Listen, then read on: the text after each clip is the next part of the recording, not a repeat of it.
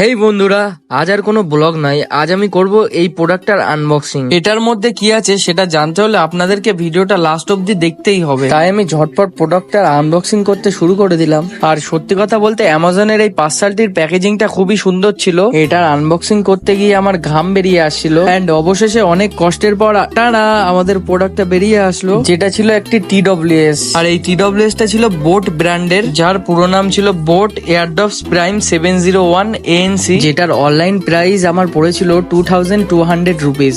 আর এই TWS এর মোট 4 ধরনের মোড ছিল। তাই বেশি দেরি না করে আমি TWS এর মেন প্যাকেটটি ওপেন করতে শুরু করে দিলাম। আর TWS এর মেন প্যাকেটটি ওপেন করার সাথে সাথে বেরিয়ে আসলো আমাদের TWS, যেটা র্যাপিং করা ছিল। আর এরই সাথে ছিল USB to type C cable. আর এরপর আমি মেন TWS টা ওপেন করতে শুরু করে দিলাম। আর এই কালারটিকে কোম্পানি থেকে নাম দেওয়া হয়েছিল জিঙ্ক হোয়াইট। আর আমি TWS এর সিলটি ওপেন করতে করতে আজকের আনবক্সিং ভিডিওটি এখানেই এন্ড করছি। লাইক শেয়ার কমেন্ট করতে ভুলবেন না। দেখা হচ্ছে পরের ভিডিওতে, ততক্ষণের জন্য বাই।